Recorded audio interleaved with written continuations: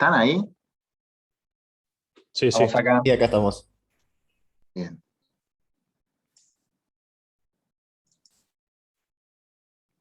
¿Se ve, no? Ahí. Sí, Sí, perfecto. sí, sí. Bien. Bueno, ahora sí arrancamos.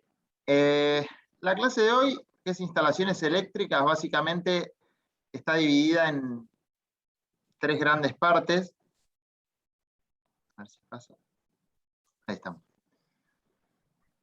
¿Qué son? Al principio vamos a ver conceptos fundamentales, o sea, vamos a ver teoría, que esto vamos a pasarlo súper rápido porque ya lo vimos en física 2, o sea, ya son conceptos de, bueno, electrones, carga de un lado al otro, diferencia de potencial. Está bueno recordarlo antes de dar la clase, pero nada, no nos vamos a adentrar porque ya son conceptos que ya vieron o en la secundaria o en física 2. Después sí nos vamos a meter un poco más en distribución y transporte de la energía, que esto está bueno, es para prestarle atención. Y la parte más importante de la clase, o digamos, para prestarle, digamos, más atención, es la parte del proyecto de las instalaciones eléctricas, que acá vamos a ver, digamos, estos cuatro como subcapítulos que vemos acá. Los componentes, o sea, cómo está conformada una instalación eléctrica. Después vamos a ver cómo hacemos para dimensionar una instalación eléctrica. Van a ver que es bastante sencillo, hay que hacer un par de verificaciones. Luego vamos a ver quizás, digamos, lo más importante de todo, que es la seguridad. Acá nos vamos a tomar un buen tiempo para describir los distintos mecanismos o componentes de seguridad que tenemos. Muchos seguramente hayan escuchado o de nombre toquen alguno, pero bueno, vamos a meternos bien en el funcionamiento de cada uno. Y por último vamos a mencionar nomás para que sepan las instalaciones en baja tensión. Bien, como toda presentación arranca con la teoría, la parte aburrida, y dice que un cuerpo tiene carga eléctrica cuando, digamos, tenemos una diferencia de electrones, ¿no? O sea, cuando tenemos más electrones de un lado que del otro. Entonces, ¿cuál es la idea, no? La energía eléctrica se genera porque los electrones viajan, digamos, de un lado al otro. Entonces, nada, esto es la analogía que siempre se plantea con hidráulica, cuando ustedes tienen, por ejemplo, un tanque con agua y tienen una diferencia de potencial de, digamos, una diferencia de altura. Entonces, esto es lo que se asemeja a esta diferencia de potencial, ¿no? Si ustedes abren una canilla que está en un nivel, digamos, más bajo, de altura más baja, el agua va a circular del punto más alto al punto más bajo. Bueno, lo mismo pasa con los electrones. Circulan del lugar donde haya un exceso de, un defecto de electrones donde haya un exceso de electrones hacia donde haya un defecto de electrones, ¿no? Y va a ir de un lado al otro. Esto que circula es lo que conocemos como corriente eléctrica, y esta diferencia que hay entre los excesos y los defectos de electrones es lo que llamamos diferencia de potencial, ¿sí? Entonces, bueno, acá vemos algunas cosas como que la Tierra la definimos como potencial nulo. Esto va a ser muy importante para cuando hablemos de lo que todos habrán escuchado alguna vez, lo que es la puesta a tierra, que ahora vamos a ver bien cómo se define y qué es eso y cómo se materializa. Eh, y bueno, y luego vamos a ver que esta diferencia de potencial uno la puede medir respecto de tierra o la puede medir respecto de otro punto de la red. Bien, nos metemos con un poco de fórmulas que a los ingenieros tanto nos gustan, y tenemos primero que la ley de Ohm dice básicamente que la intensidad de corriente, es decir, esta corriente, estos electrones que circulan, es directamente proporcional a esta diferencia de potencial que tenemos e inversamente proporcional a la resistencia que nosotros tengamos, ¿sí? Es una ley que se está cumpliendo. Y ahora si nos metemos más a definir la resistencia, vemos que depende de, digamos, tres cosas básicas. Por un lado, la resistividad propia que tenga el material, o sea, no va a ser lo mismo según el tipo de conductor que nosotros usemos. Por otro lado, la longitud que nosotros tengamos del conductor, es decir, no es lo mismo si tenemos un cable de 10 metros que si tenemos un cable de 100 metros. Y por otro lado, es clave la sección del conductor, ¿sí? No es lo mismo un cable de 1 pulgada que un cable de, no sé, media pulgada. ¿Hasta acá está claro? ¿Más o menos se entiende? Bien. Sí, sí. Algunas caras las veo. Bien. Bueno, vamos un paso más. Potencia. Saben que La potencia de física es la velocidad, digamos, a la que se consume la energía. ¿Sí? O sea, si la energía se consume en un tiempo menor, algo tiene mayor potencia que otra cosa que se consume la misma energía en un tiempo mayor. Pero en corriente continua nosotros podemos definir a la potencia con esta fórmula que vemos acá, a la diferencia de potencial o V por la intensidad de la corriente que circula. Entonces, retengan un poco en la cabeza esta fórmula porque ahora la vamos a aplicar un poquito más adelante. Si ahora nos metemos un poco más, digamos, en la práctica o en lo que todos conocemos, ustedes saben que hay corriente, digamos, continua y corriente alterna. Todos han escuchado, alguna vez escucharon esto, ¿no? Sí. Bien. Lo que vemos acá, o sea, y también habrán escuchado alguna vez que hay corriente, digamos, alguna vez escucharon hablar de trifásica, ¿no? Sí. Sí, sí. Raúl, Sí. Perdón. Raúl, estás desmuteado. Ahí está. Bien. Nosotros lo que vemos acá arriba en el esquema, digamos, de arriba a la derecha, es un esquema de la corriente trifásica. La corriente trifásica, vale la redundancia, tiene 3 fases, que son las fases R, S y T. Si uno conecta, digamos, entre fases, o sea, conecta algo entre la fase S y la fase R, por ejemplo, la diferencia de potencial que tenemos es de 380 volts. O sea, tenemos una diferencia de 380.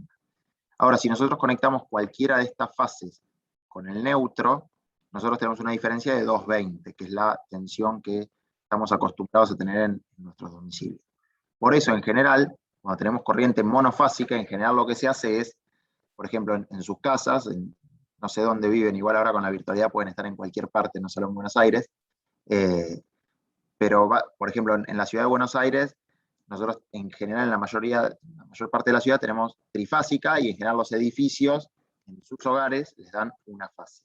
Por eso en general es común que si se corta una fase y tienen un selector pueden pasar a la otra fase.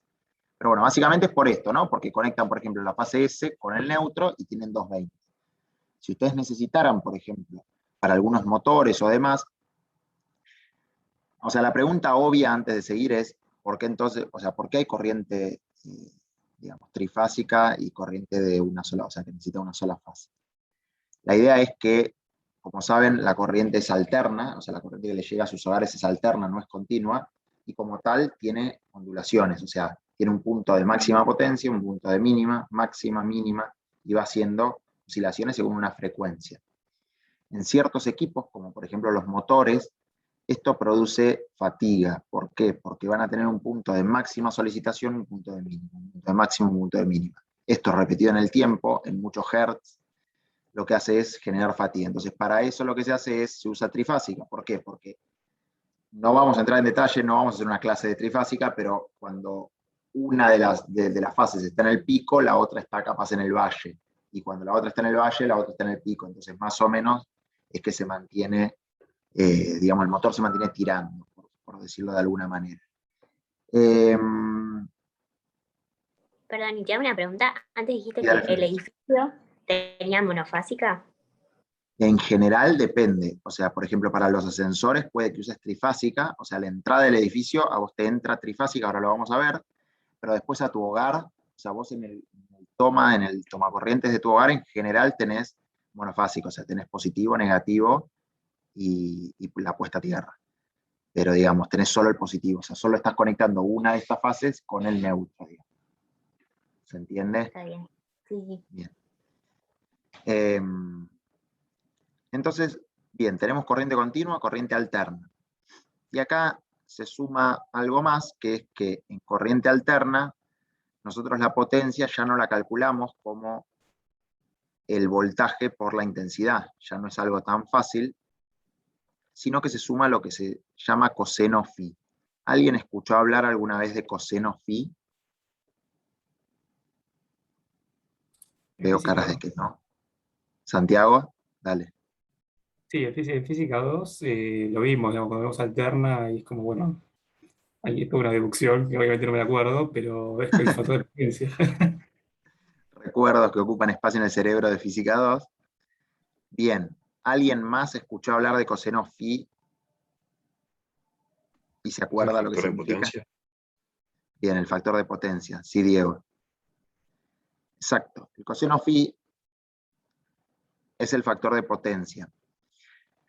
Vamos a explicarlo rápido y para que se entienda. Y no, o sea, no van a hacer de esto, ojo, esto es una introducción digamos, a la teoría una introducción, no, un repaso, mejor dicho, de la teoría de electricidad o de energía eléctrica. Así no vamos a hacer un detalle. Pero básicamente ustedes no tienen corriente alterna, digamos, vamos a llamar como que tenemos tres potencias. En verdad no existe esto es una representación para entenderlo. Pero tenemos tres potencias, ¿sí? La potencia activa, la potencia reactiva y la potencia aparente. Lo que ustedes en verdad utilizan es la potencia activa. Ahora, ¿qué pasa? Cuando empiezan a tener bobinados en su circuito, como por ejemplo motores, o inducciones, o resistencia, o sea, o por ejemplo generadores, o cosas que estén, digamos, que tengan bobinados, a ustedes les va a ir aumentando su potencia reactiva. ¿Qué es la potencia reactiva en criollo? Potencia que ustedes están consumiendo, pero que no la están pudiendo aprovechar, o sea, que se está perdiendo. ¿Qué pasa? La empresa proveedora de energía, será Edesur, Edenor, Edelap, Eden, según no sé dónde estén, a ustedes no solo que les cobra la potencia aparente, sino que también dimensiona la red para la potencia aparente. Es decir, tiene que transportar energía para dar potencia aparente. Entonces, ¿qué pasa? A la empresa no le conviene que su potencia reactiva sea muy alta, porque si su potencia reactiva es muy alta, significa que su instalación es poco eficiente, porque ustedes están consumiendo bastante potencia, pero no están utilizando toda esa potencia. Gran parte de esa potencia es reactiva, es decir, como es imaginaria, no existe, digamos, no se aplica. Estoy diciendo, o sea, si me agarro un electrónico o un eléctrico me mata, pero, digamos, para que se entienda. La analogía más clara es un vaso de cerveza, ¿sí? Cuando ustedes van a un bar y piden, o una cervecería y piden una cerveza, a ustedes les venden el vaso de cerveza y les cobran el vaso de cerveza. Ahora bien, supongan que la potencia aparente es todo el vaso de cerveza. Ahora bien, lo que ustedes toman de la cerveza es la parte, digamos, ocre, digamos, la parte ámbar de la cerveza. Ahora bien, todo lo que es espuma, ustedes lo pierden. Si el barman o el que les tira la cerveza les llena de espuma el vaso y les da muy poquito de cerveza,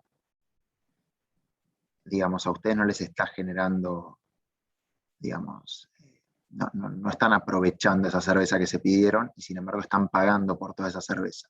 Entonces, la potencia reactiva vendría a ser la espuma, la potencia activa vendría a ser la parte, digamos, que ustedes toman realmente la cerveza y la potencia aparente es todo su vaso de cerveza. ¿Sí?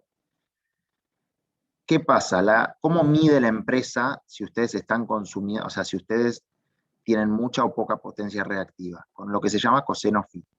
Coseno phi es la relación entre la potencia reactiva y la potencia activa. Entonces, si ustedes tienen que la potencia reactiva es 0, el coseno será el coseno de 0, ¿no? Porque este ángulo va a ser 0. Entonces, coseno de 0 es 1. Y ustedes están ok.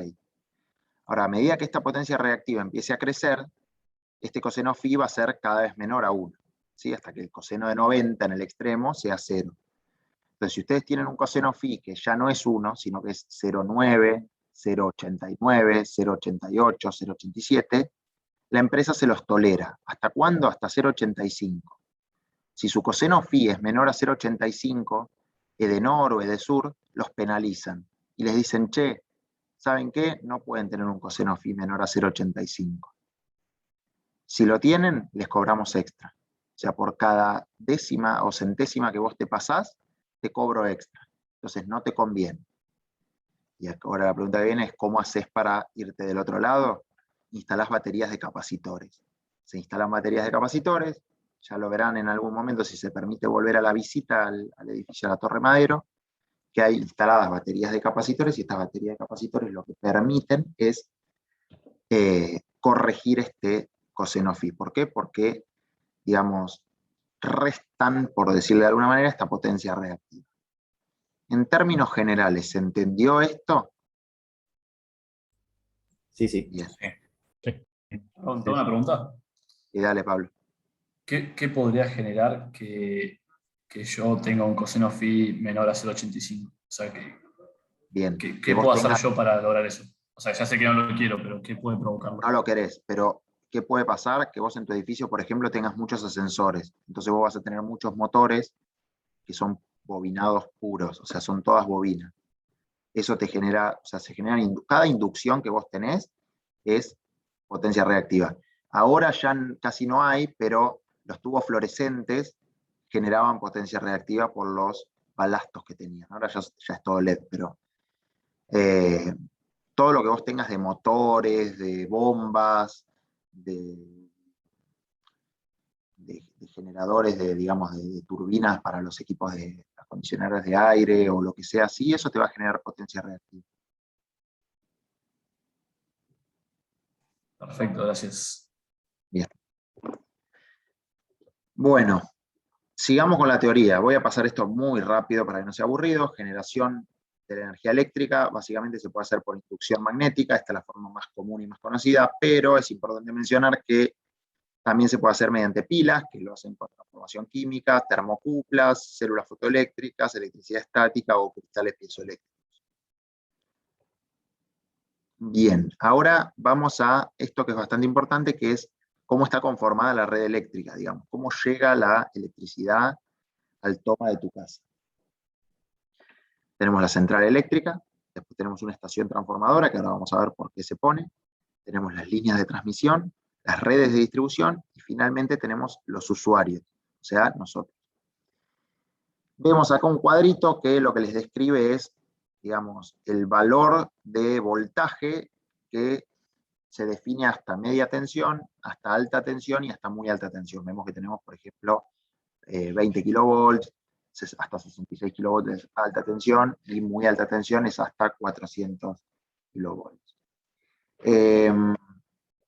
Y acá vamos a un punto bastante importante, que es, primero el gráfico de esto, o sea, tenemos la central, luego tenemos una estación que eleva el voltaje, perdón. La red de transporte, seguramente habrán visto estos muñequitos en las autopistas o en zonas suburbanas, y luego llega a los hogares mediante la distribución, digamos, adentro de la ciudad. Ahora vamos a ver las distintas formas de distribución. ¿Por qué tienen esta forma los muñequitos en las zonas de campo y demás? Básicamente porque por los arcos que se generan. Entonces los muñecos son como así, porque, digamos, del cable tiene que haber una distancia de seguridad. De hecho, es la distancia que tienen que tener también las personas cuando van a trabajar. Hay una serie de medidas de seguridad que están relacionadas con la distancia. Bien, vamos a una parte importante. Ustedes han escuchado siempre que esas se llaman redes de alta tensión. Ahora, ¿por qué se transporta la energía en alta tensión? Básicamente, para tener pérdidas. sí, es por el efecto Joule. A ver, Juan, contanos más, ya que te desmuteaste, dale. Yo tengo un vaso de agua. No, yo me acuerdo que era para perder menos energía. Bien, y entonces, Entonces se elevaba la tensión para el transporte y después iba a una estación transformadora, me parece, ahí donde bajaba la tensión. exacto. No me acuerdo mucho cómo era. No, pero está bien, está bien. Lo que dice Juan es correcto. ¿Cuál es la idea? Yo tengo que suministrar una determinada potencia, pónganle un pueblo. Vamos a hacer un pueblo. ¿Quiénes de acá son de un pueblo? ¿Alguien tira algún pueblo del interior? Alguien tiene que estar en un pueblo, aprovechando la virtualidad. Nadie. Saladillo. No, yo, tomame como ejemplo, si querés. Bien, Saladillo dijo uno. Juan Manuel, ¿dónde estás? Deró. Deró. Dereux o Dereux, termina con X, ¿no? Sí, exactamente. Bien. Bueno, vamos con Deró, que debe tener menos gente que Saladillo. Básicamente, vos en ese pueblo necesitas una determinada potencia. ¿Por qué? Lo calculás en base a los hogares que tenés en el pueblo. Entonces, para llegar a esa determinada potencia que tiene Deró, tenés que, digamos, con la fórmula que teníamos, tenés que transportar un determinado, o lo alcanzás con una determinada diferencia de potencial por una determinada intensidad de corriente. Entonces, ¿qué se hace? Básicamente, en relación a lo que decía Juan, se sube el voltaje para poder disminuir la intensidad de corriente.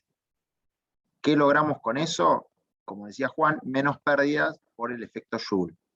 Al transportar, es lo mismo que pasa en hidráulica. Cuando vos transportás un fluido a menor velocidad, tenés menos pérdidas por rozamiento, no solo con las paredes del conductor, sino también entre las partículas del fluido, en este caso entre los electrones. Eso es por un lado. Por el otro lado, también se busca disminuir la sección de los cables. ¿Por qué? Recuerden que la resistencia era igual a la resistividad del material por la longitud sobre la sección. Entonces, si nosotros bajamos la intensidad, digamos, de la corriente, subiendo el voltaje, nosotros también podemos subir, digamos, R, porque si sube B, puede subir R. Entonces, si de esta manera sube R, nosotros acá podemos bajar S. ¿Se ve? Entonces, de esta manera tenemos la menor sección en esta fórmula. Y así podemos tener la menor sección, y obviamente cuando lo haces por kilómetros, es mucho más barato tener menos cobre, por ejemplo, que transporte en tu cable. Una cosa que no les dije. ¿Por qué se usa corriente alterna? Porque es mucho más fácil transformarla, hacer estos pasajes, ¿no? Pasar de quizás 36 kilovolt a 380 kilovolt en corriente alterna que en corriente continua. Es mucho más sencillo hacerlo en corriente alterna que en corriente continua. Bien, ahora vamos a ver diferentes tipos de distribución ya cuando estamos adentro de Deró, por ejemplo, adentro del pueblo. Nosotros tenemos redes, por ejemplo, de baja tensión. En zonas poco pobladas se utiliza red aérea, que son los postes que pueden ser de madera, o muchas veces también hay postes que se utilizan en las fachadas de las casas o, digamos, el frente de las casas, y ahí se colocan los postes. Los cables van colocados sobre aisladores, y estos cables pueden estar totalmente digamos, forrados con aislador, con digamos, la aislación correspondiente, o pueden estar desnudos los cables, total están aislados y no pasa nada. Ahora bien, vamos a salirnos un segundo de la presentación y les voy a mostrar un ejemplo de algo que ocurrió en familias de un pueblo también, en General Pinto. Esto es un tendido, por ejemplo, así, esto es como se ve. Fíjense que hasta las fachadas se adecúan a eso. Acá el poste pasa por adentro, digamos, del techo de esta casa. Acá están los aisladores y acá están los cables, ¿sí? Acá hay más de 3 cables porque, nada, el municipio suministra en un cable distinto a los cables, ¿cómo es? El alumbrado público. Entonces, en un cable distinto va el alumbrado público.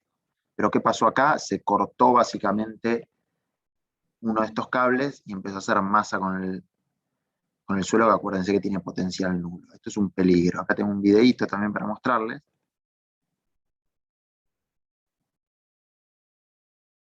Fíjense.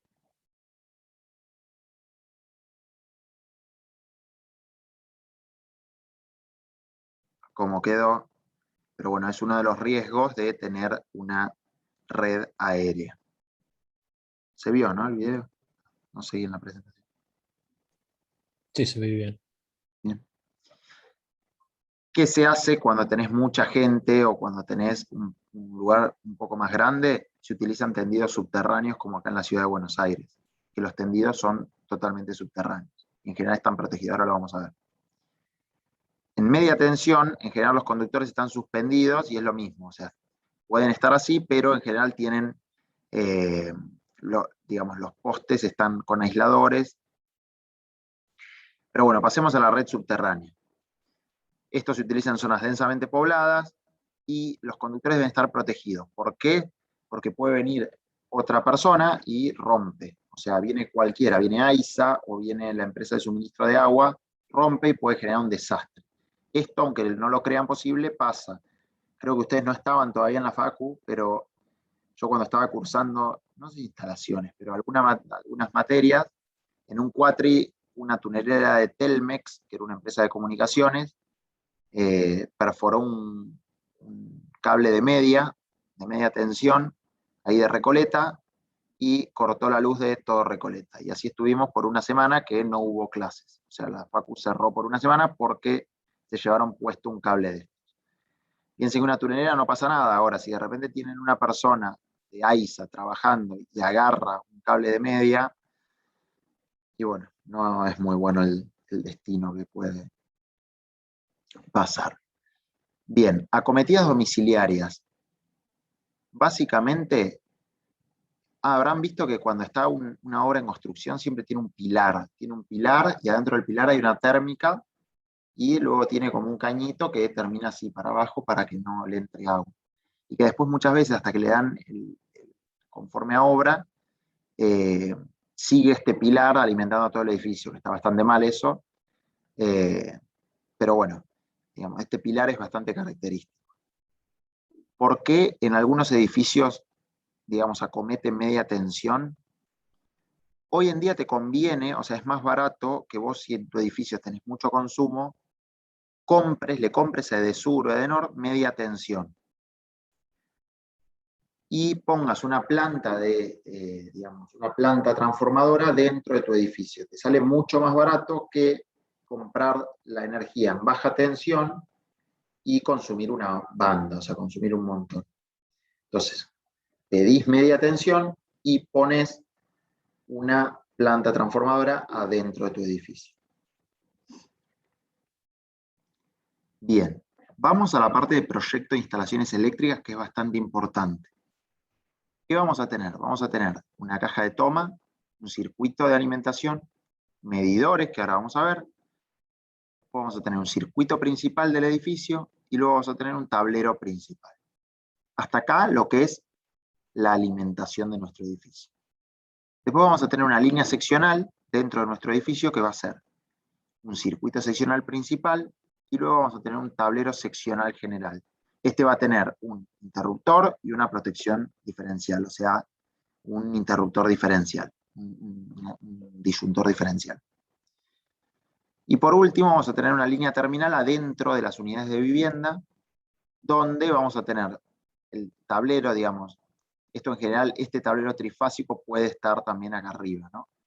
Donde vamos a tener bombas, ascensores y calefacción, esto en el trifásico, y en el monofásico vamos a tener iluminación, toma corrientes y demás. Pero bueno, vamos a ver esto en detalle en la próxima filmina. Básicamente, nosotros lo que tenemos acá es un ejemplo de cómo, digamos, queda esquematizado de las distintas partes y hasta dónde llega la responsabilidad de la compañía y a dónde arranca la responsabilidad del propietario. Entonces, de esta manera, nosotros lo que tenemos es hasta el medidor es responsabilidad de la compañía y luego del medidor es responsabilidad del propietario. Según el caso, esto puede no respetarse tal cual, porque si nosotros tenemos una casa, por ejemplo, no se va a bifurcar en tantos ramales, quizás solamente alcanza con un tablero y ya. Bien. Vamos a pasar esto bastante rápido porque son definiciones y es aburrido, pero básicamente nada, acá tenemos los elementos, las cajas de toma, los medidores, tablero principal, tablero seccional, bueno, nada, esto léanlo en sus casas, estén muy aburridos. Vamos a lo importante. El proyecto de instalaciones tiene en cuenta las líneas, los tableros y los circuitos por un lado, los conductores, las cañerías y los accesorios por el otro, y al final vamos a hacer el dimensionamiento. Empecemos con las fotos. Todos habrán visto, o la mayoría habrán visto esto. En general, en un edificio, por ejemplo, se ve en el sótano o en la sala, digamos, que tienen los medidores. ¿Para qué sirve? Para tener maniobra, o sea, para poder abrir esto y poder accionar. En general, con esto pueden cortar el suministro de todo el edificio.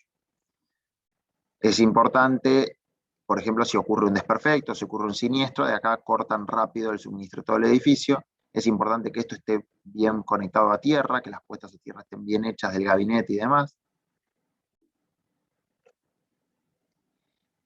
Y ahora ya pasamos a conductores. básicamente conductores es la manera elegante de decir cables, ¿sí? O sea, nosotros tenemos distintos tipos de cables. Básicamente está conformado por el conductor propiamente dicho, que puede ser el cobre, por ejemplo, la aislación, que puede ser de PVC o de distintos materiales, y la protección, o sea, muchos cables tienen no solo, digamos, si el cable está, por ejemplo, es el cable de la plancha, que puede sufrir una quemadura o algo, en general tiene una vaina exterior que lo protege y que evita que se produzca un cortocircuito. Nada, tienen cables unipolares, cables antihurto. ¿Por qué se llama antihurto? Porque son de este estilo. La vaina exterior es el neutro. Ahora, ¿por qué es antihurto? Hay lugares en donde la gente se cuelga, así como se cuelgan del cable, por eso que se llamaba, ahora ya ni sé si la gente se cuelga del cable, pero antes se colgaban de la energía eléctrica. ¿Sí? En un barrio, capaz que alguien no tenía, se colgaba sin medidor. Este cable impide eso, porque en donde vos tratás de acceder digamos, a la parte interior, si te querés colgar y lo querés hacer de forma clandestina, vos generás un cortocircuito, porque estás tocando la parte, la vaina, que es el, digamos, negativo, por decirlo de alguna manera, con el positivo, que es el vivo, que está en la parte interior. Bien, cañerías. ¿Qué tenemos? Tenemos varios tipos. Tenemos cañerías embutidas y cañerías a la vista. Ambas tienen ventajas y desventajas como todo en la vida. Las cañerías embutidas, ¿qué ventaja tienen?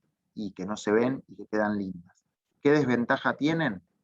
Que el día de mañana tenés cualquier problema en la instalación, o se te obstruyen, o querés pasar un cable y no podés, y tenés que romper la pared. Las cañerías a la vista, la desventaja es que no son lindas, acá las verán, la facultad está lleno de estas. La desventaja es que, y la otra ventaja es que las pones, perdón, la ventaja es que las pones muy fácil, ¿no? Las pones sin romper la pared, la puedes hacer una vez que se construyó, y son en general mucho más sencillas de ejecutar. Los accesorios, nada, tenemos bocas y cajas, ¿sí? Tenemos distintas formas. No voy a hacer una clase teórica en detalle de las bocas y las cajas, esto básicamente es más práctico, pero la boca, ustedes desde la boca pueden tomar la energía eléctrica y las cajas en general pueden alojar los interruptores, ¿sí? O sea, son las cajitas rectangulares. Los accesorios, básicamente, son estos empalmes que les permiten a ustedes conectarse. Acá pueden ver ejemplos de cómo se hacen las uniones entre cables. Acá ven una unión normal, acá ven, por ejemplo, una unión en la cual no se corta el cable principal y se empalma un cable que por ejemplo, sale a una luz o a un artefacto y no se interrumpe el cable principal. Canalizaciones. Nosotros en canalizaciones tenemos distintos tipos. Bandejas portacables, de las cuales está lleno en la facu que pusieron ahora hace poco. Tenemos un montón. Y la ventaja, de nuevo, la desventaja es que no quedan tan lindas. La gran ventaja de las bandejas portacables es que nosotros pasamos los cables, simplemente los apoyamos, y si el día de mañana queremos pasar un cable más, es simplemente agregar ese cable. Luego tenemos cables enterrados. Luego tenemos piso técnico, que esto es bastante común en salas de racks o salas de servidores. Digamos, es el piso, como ven acá, pero por debajo es como un falso piso, y por debajo, digamos, podemos pasar todas las canalizaciones de cable. Esto es muy común en salas en oficinas o salas de servidores. En la facu hay un piso técnico en el anfiteatro de construcciones. Adelante hay un piso técnico, de hecho está todo hundido el piso ese.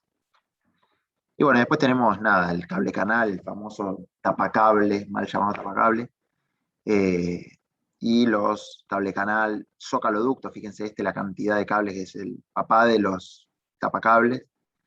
Fíjense todos los cables que lleva, ¿no? Incluso algunos con más de un cable adentro. Bien, interruptores. Interruptores tenemos unipolares, la teclita de la luz.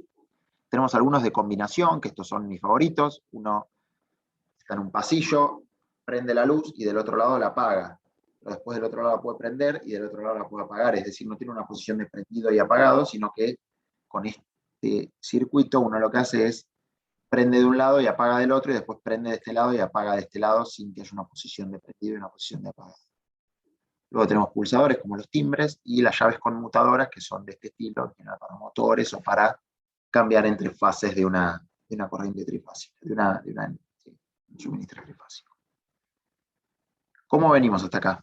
No les veo las caras, ¿están dormidos? Seguimos, seguimos. Ahora bien. Andamos todavía. Unas caras veo, bien. Bueno, avísenme, si se duermen me avisan, ¿sí? No me van a avisar porque se van a dormir antes. Bien.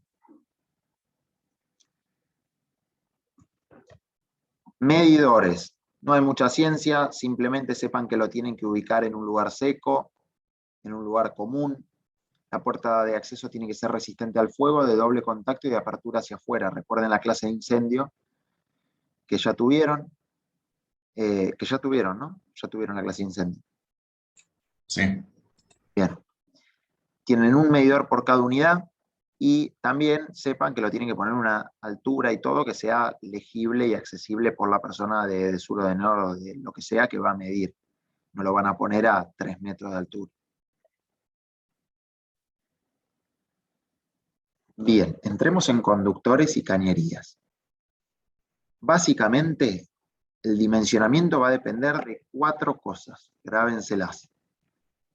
Del calentamiento de los conductores, de la caída de tensión, y después van a hacer 2 verificaciones. La verificación por sobrecargas y la verificación por cortocircuito. ¿Sí? Y después nada. Tienen que calcular las cañerías pues, según un diámetro mínimo y un par de cosas. Pero los conductores, 4 cosas. ¿Sí? Vamos a ver. Según el calentamiento admisible del conductor, ustedes van a ver que hay secciones mínimas según la corriente admisible del conductor. Por ejemplo, si ustedes tienen que pasar que la corriente máxima es de 10 amperes, ustedes tienen 1 milímetro cuadrado de sección para un conductor de cobre, ¿sí? Y así con todas las corrientes que necesitan pasar, ¿sí? Fíjense que van casi hasta los 400 milímetros cuadrados cuando tienen que pasar 300 amperes. Esto es bastante, ¿sí? Para que se den una idea. Segundo, la caída de tensión. Acá tienen una fórmula, pero básicamente su sección va a depender de su gradiente de caída, que lo sacan de esta tabla, según sea su conductor de cobre y de aluminio, y según sea monofásico o trifásico, su intensidad de corriente, la longitud de su conductor y todo eso sobre la diferencia de potencial, ¿sí? En estas tablas lo que sacan es el gradiente de caída, este valor de acá. Hasta ahí tenemos los dos primeros chequeos.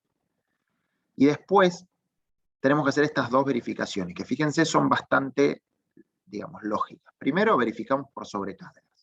Entonces, la intensidad del proyecto tiene que ser menor a la intensidad nominal y tiene que ser menor a la intensidad de cortocircuito, digamos, a la intensidad máxima que admitís por calentamiento, ¿sí? Y luego verificás por cortocircuito, que es que la sección tiene que ser mayor o igual a esta fórmula. Esta fórmula es la intensidad de corriente presunta de cortocircuito, que esto lo sacan de la norma, digamos, de tablas, por la raíz de la duración del cortocircuito, que esto también lo tienen que suponer, sobre un coeficiente característico del conductor que lo sacan de esta tabla, ¿sí? Con eso ustedes calculan y hacen estas 2 verificaciones.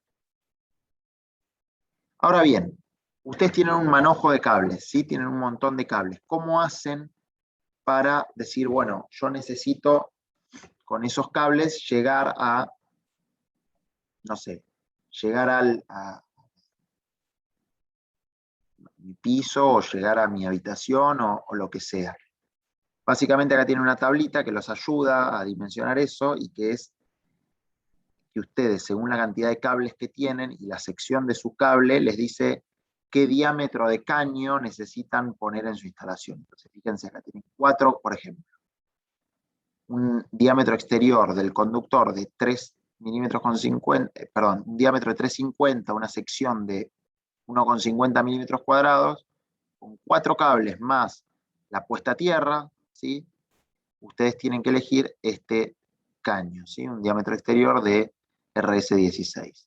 ¿Sí? Y así van calculando y determinando qué diámetro es el adecuado según la cantidad de cables que tienen que pasar. ¿Sí?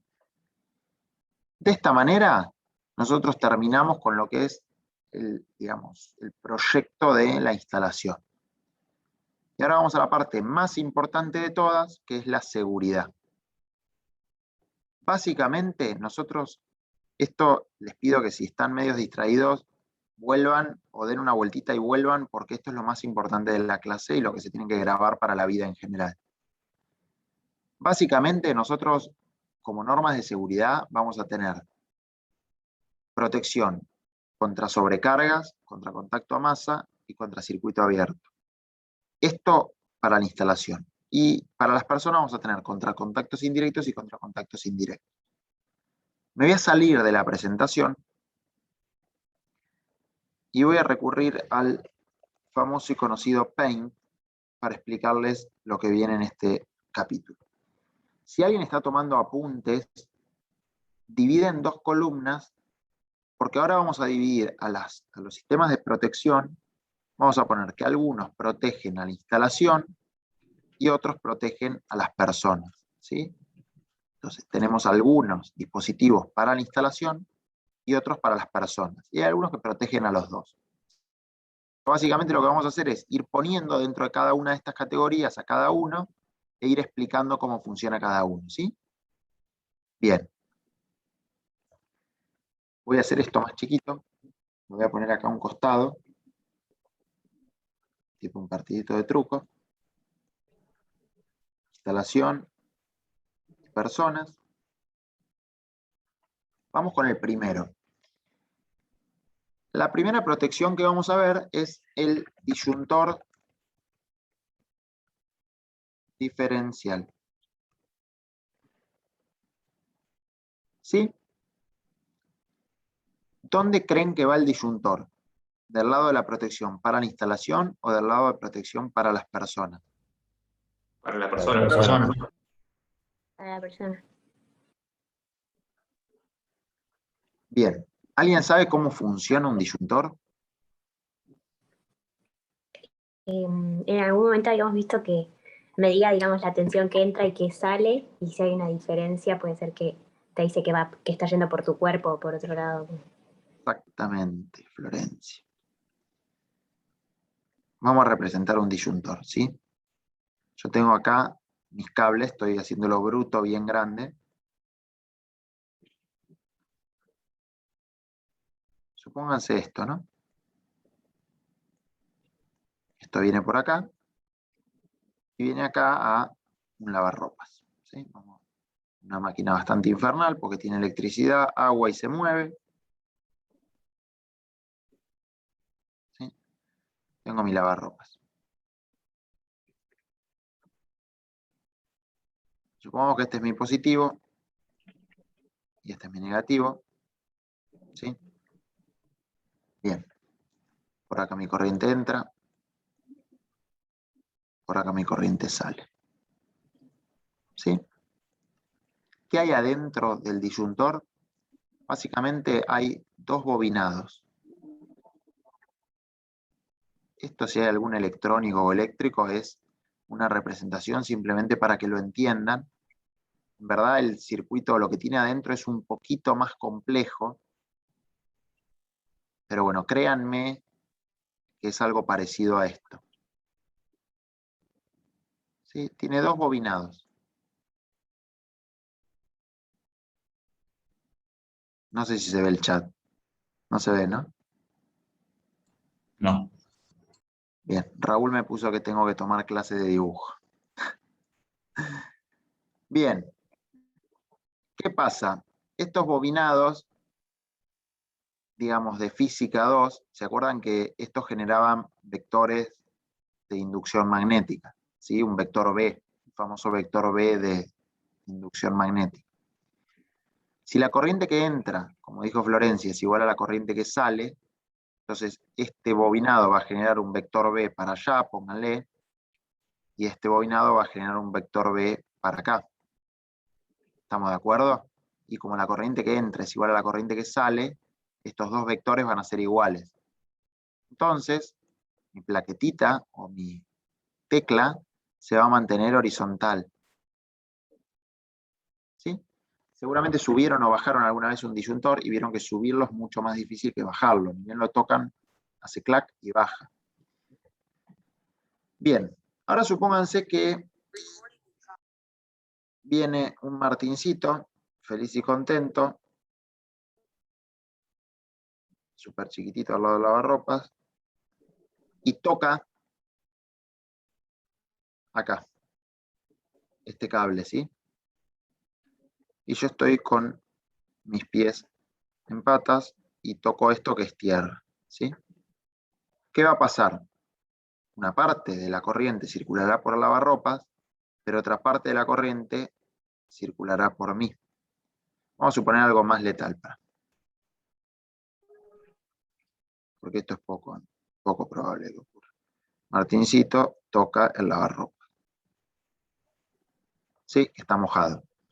Entonces, la conductividad es bastante alta y la corriente circula por mí. Circula por mí y se viene a tierra.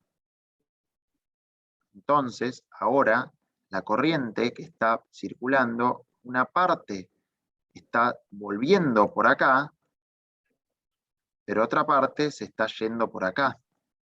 Entonces, este vector ya no es igual al otro y hay una diferencia. Al haber esta diferencia, esta tecla salta y se interrumpe la corriente. ¿Se entendió la explicación? Sí. Sí, Sí, se entendió. Bien. Vamos un paso más.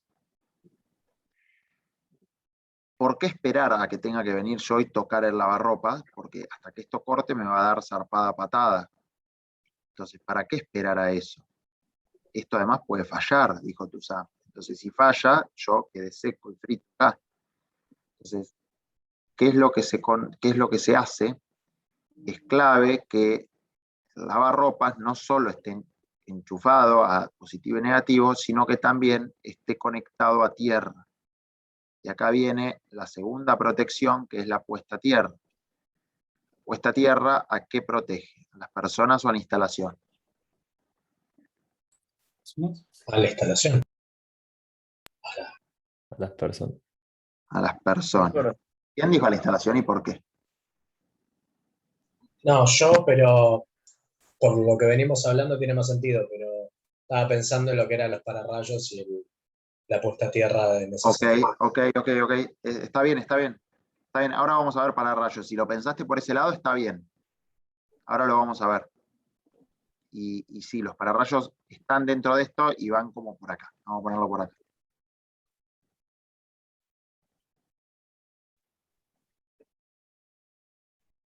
Ahí está. Porque protegen a los dos. Y sí, si lo querés ver, es como una especie de puesta a tierra, porque sí van a tierra. Pero ¿cuál es la joda de esto? De que esto esté puesto a tierra el lavarropas. Que si hay algún contacto a masa, es decir, que si adentro del lavarropas se suelta algún cable, porque yo toqué la carcasa del lavarropas, y para que esto pase, tiene que haber un cable que se puso en contacto con el lavarropas. Entonces, supóngase, la carcasa metálica del lavarropas estuvo siempre como lista para dar una patada hasta que yo vine, la toqué e hice contacto a tierra. Ahora, si el lavarropas, la carcasa está puesta a tierra, como debería estar, no hace falta que yo venga y toque. ¿Por qué? Porque esta corriente, ya sin que yo toque, se va a ir por acá. ¿Estamos de acuerdo? Y no hace falta que venga yo. Entonces, sin que nadie toque, es posible que cuando ni bien un cable se suelte y toque el borde del lavarropas, ya, o esto salte, y salte el disyuntor. Entonces, por eso es muy importante, y esto grábenselo o anótenlo, que cuando ponen un disyuntor diferencial, es clave que también pongan puesta a tierra, ¿sí? O asocien la puesta a tierra. En ¿Sí? ese caso, el disyuntor diferencial lo que te va a estar diciendo es que tenés roto el lavarropas, ¿no? Que Porque hay si sí, que tu lavarropas tiene una fuga de corriente. Te puede pasar en un lavarropas, te puede pasar, por ejemplo, si tenés un patio, puede que las luces del patio, que esto pasa habitualmente, le entre humedad y empieza a fugar tensión por la pared, por ejemplo. Entonces, muchas veces es un chino encontrar la fuga, ¿no? Es un chino encontrar dónde está la pérdida de tensión o la pérdida de tensión en una casa, poner antigua. Puede ser que los cables estén medio pelados adentro y estén perdiendo tensión. Vos pones un disyuntor y salta todo el tiempo. Bueno, te volvés loco hasta encontrar en qué lugar de la casa está. ¿Sí? Básicamente esta es la explicación de un disyuntor diferencial. ¿Se entendió más o menos? Sí. Bien. Vamos a ver ahora. Ay, se nos borra.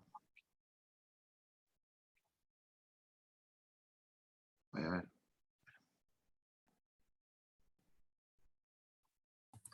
Fíjate que tenés un cuadradito que dice seleccionar a la izquierda. Bien, muy bien. Sabía que estaba por ahí, pero listo. Gracias. Bien, vamos al próximo. La térmica, la llamada térmica, interruptor termomagnético. ¿A quién protege? ¿A las personas o a la instalación? La instalación. Bien. Bien. O sea, de este lado entra la térmica. Ahora me quedo.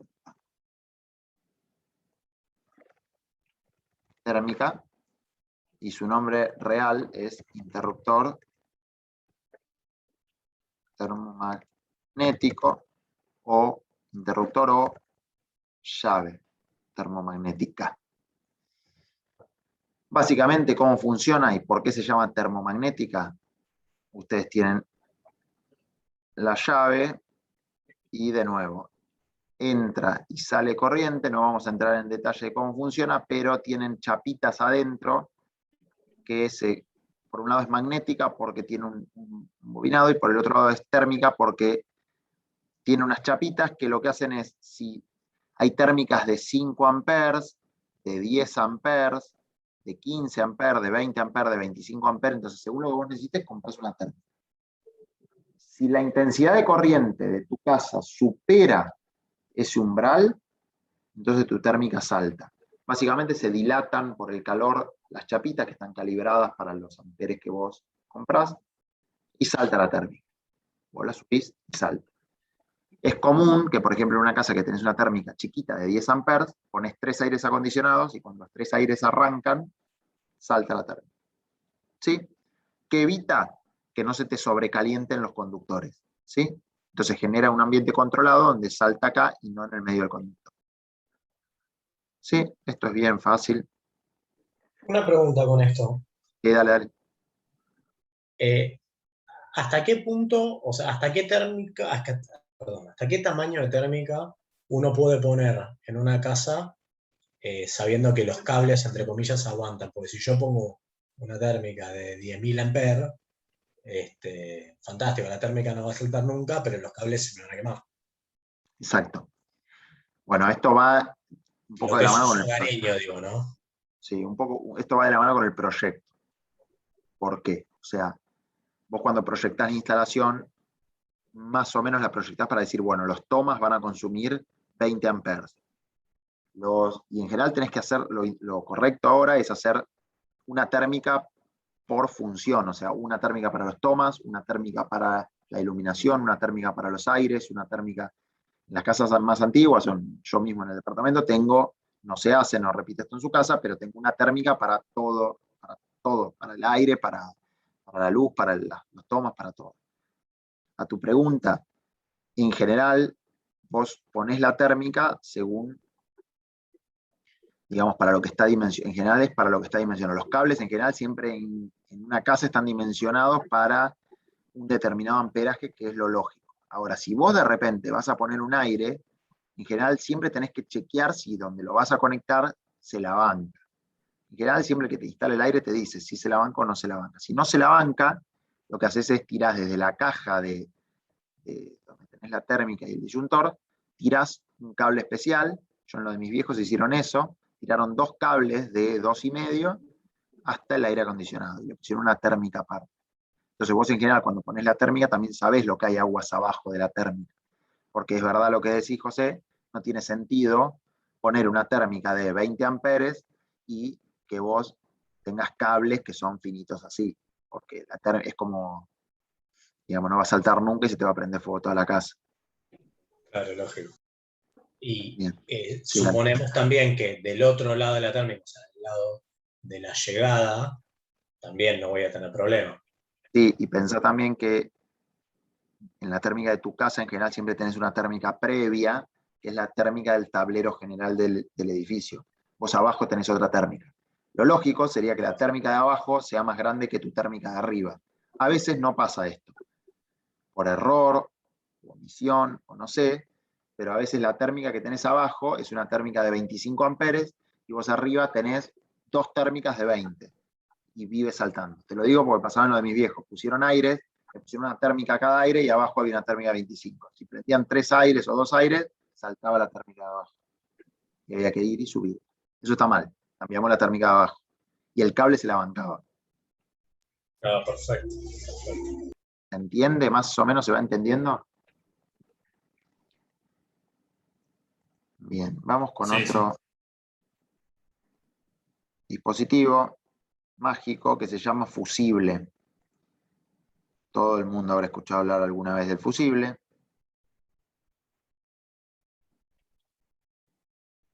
Oh.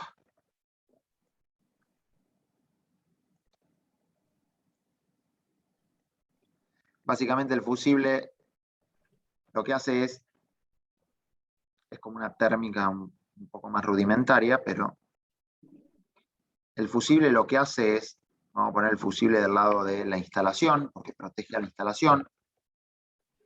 El fusible es básicamente una sección débil. Es como si yo tuviera una cuerda muy grande, y esa cuerda muy grande dejo una sección con un solo filamento de cuerda.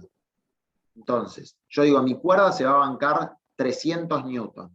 ¿Cómo los mido? Porque ese filamentito que dejo de hilo se banca 300 newtons. ¿Sí? Entonces no importa que toda mi cuerda se banque 10 millones de newtons. Ese filamento se banca 300 newtons. Si yo tiro más, se rompe. ¿Por dónde se rompe? Por ese filamento, en un entorno súper controlado. Esto es exactamente lo mismo. Fusibles de 10 amperes, de 20 amperes, y los fusibles pueden ser enormes, y de hecho por cuadra hay fusibles grandes. Entonces, si se supera una tensión determinada, perdón, una corriente determinada, el fusible, se corta. ¿Dónde se corta? Por acá. ¿Cuál es la ventaja? Que se generó un ambiente controlado. ¿Cuál es la ventaja? Que tenés que cambiar el fusible. No es como la térmica que lo subís. Tenés que tirar ese fusible y poner otro. ¿Sí? Bien. ¿Hasta acá está claro? Ya terminamos. Ya casi terminamos. Y hay uno más. Bueno, después tenemos el pararrayo, vamos a mencionarlo rápidamente. El pararrayos hay varios tipos, pero protege a las personas y a la instalación. Nosotros ustedes cuando pongan un pararrayos, pónganle que este es el pararrayos, en general lo que se hace es llevarlo por afuera de la instalación. Lo van a ver, en la facu lo ven desde el aula del TP profesional, bueno, igual, no sé si volverán algún día a la presencialidad, pero lo ven desde el aula que está de la biblioteca, bueno, siguen derecho como para entrar al anfiteatro de construcciones, el aula de la izquierda, bueno, de ahí ven el pararrayos. O sea, ven cómo baja el cable así, separado de la estructura y por afuera. Y esto va a una buena jabalina. Ah, algo que no dijimos. Esto me lo olvidé. Vamos para atrás un segundo, mala mía. ¿Cómo materializan la puesta a tierra? O sea, ¿qué significa la puesta a tierra? Sí, la tercera patita del enchufe. ¿Y eso a dónde va? A una jabalina. A una jabalina, exactamente, Santiago. Se materializa con una jabalina. Una jabalina se hinca, digamos, en la tierra, y lo que hacen es conectar todo su edificio a eso. ¿Cómo miden que eso esté ok? Con lo que se conoce como telurímetro.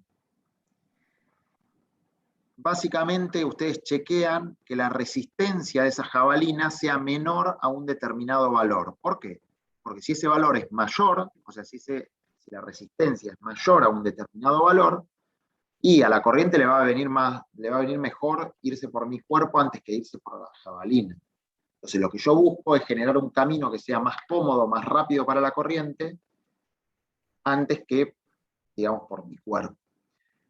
¿Qué puede pasar? Supónganse que yo clavo mi jabalina y el suelo de alrededor cambia las propiedades. Esto pasa y muy seguido.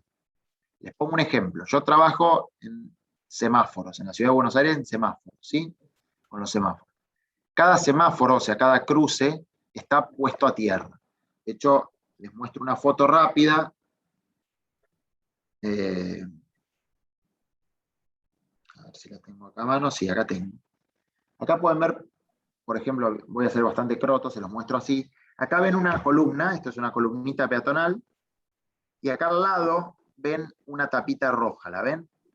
Esa tapita roja, adentro tiene una jabalina, dice GCBA de Gobierno de la Ciudad de Buenos Aires, y adentro, si la abren, tiene una jabalina.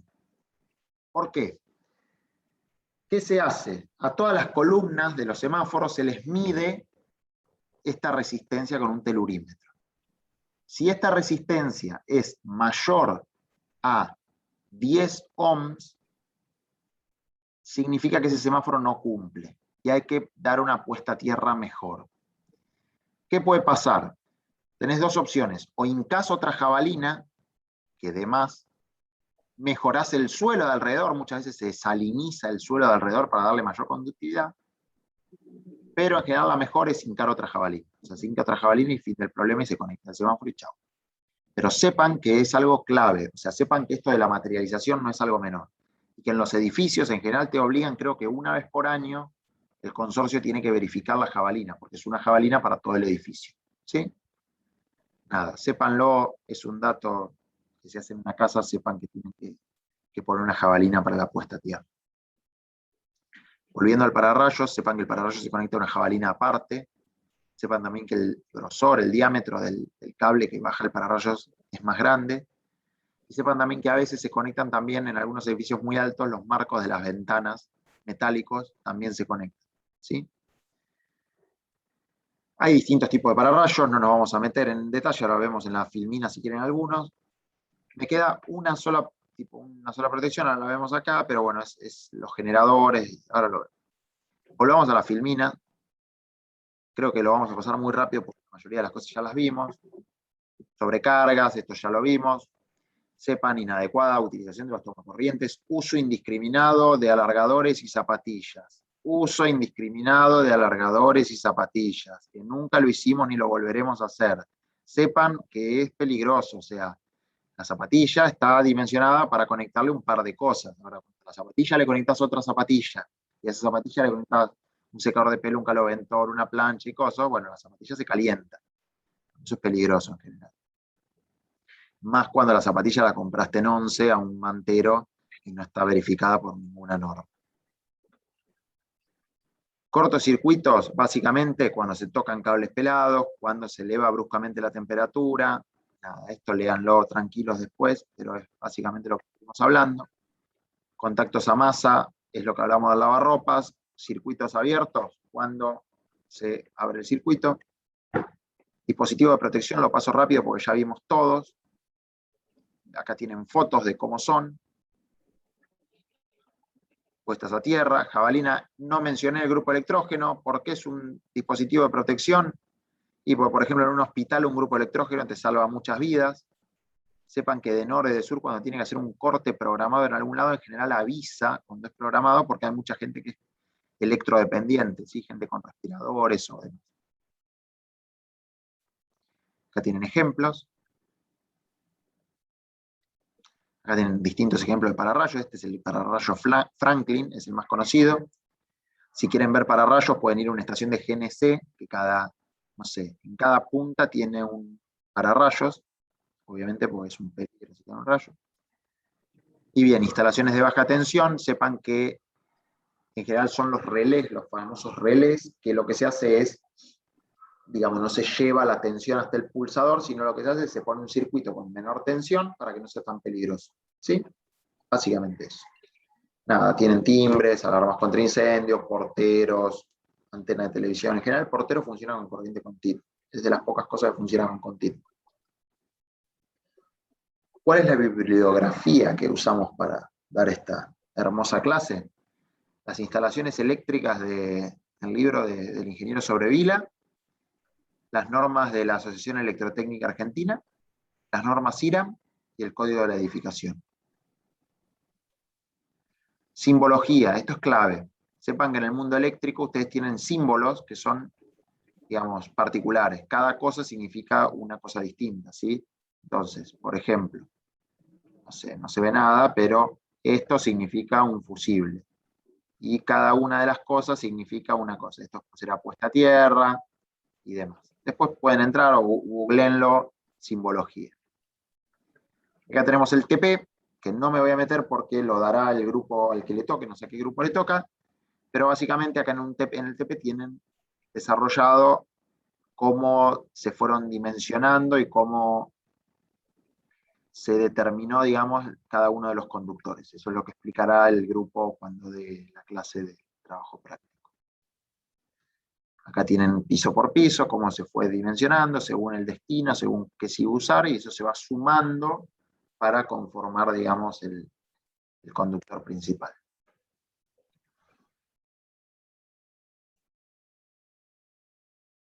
Vamos a dejar de compartir.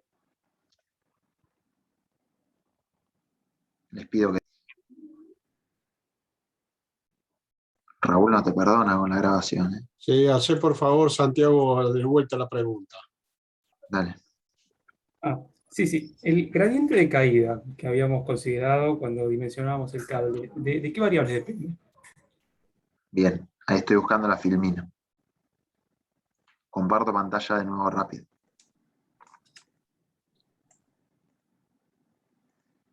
Básicamente depende de, digamos, varias cosas. O sea, por un lado, de qué tipo de conductor tenés, de qué material es. Acá tenés ejemplificado cobre y aluminio, que son los más comunes, pero bueno, si tenés otro, mi recomendación es googlear y buscarlo con otra tabla que te dé el otro material. Igual con cobre vas a estar cubierto en la mayoría de los casos. Después depende también del, digamos, de si tenés corriente monofásica o corriente trifásica. Depende de la sección de los conductores. Y fin de la historia. Depende de esas, digamos, dos cosas, de las tres cosas, perdón. Con esas tres cosas vos podés definir tu gradiente de caída. Y después te metes en la fórmula y la intensidad la tenés, la longitud la tenés, y tu delta, digamos, tu delta B o delta E, como quieras llamarlo, también lo tenés. Perfecto. Y la otra era el tema de la jabalina, si no verificaba las opciones, ¿se le agregar otra jabalina y cuál otra habías mencionado? Podés también mejorar el suelo. Si por algún motivo no podés agregar otra jabalina, mejorás el suelo que está alrededor. Por ejemplo, lo salinizás. Agregás tierra que sea con más contenido de sal, y eso lo que permite es darle, o sea, le das mayor conductividad al suelo. Eso en general te mejora el toque. A nosotros nos pasa mucho que en la zona de ponerle Parque Patricios y toda la zona de Avenida Caseros, en general da malo el suelo. No sé por qué, pero da malo. Y hay que hincar más de una jabalina a veces. Tengo una pregunta, Martín. Sí, dale, Pablo.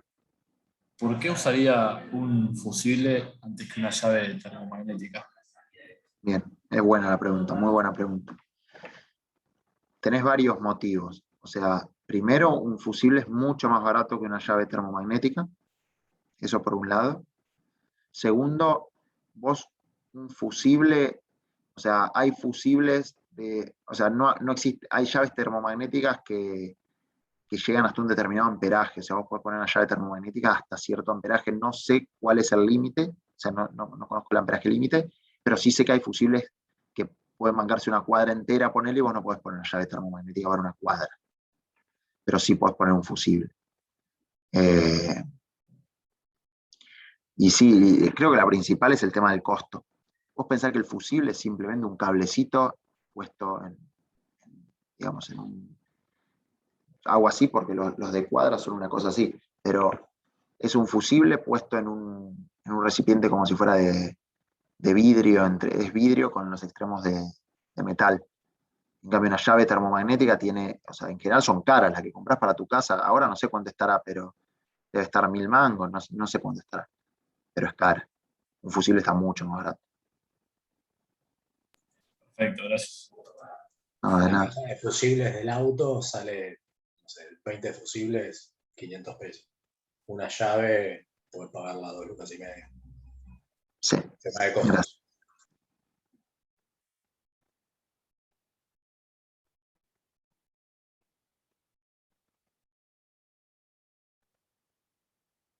Silencio. Bien. Bueno, si no hay más preguntas,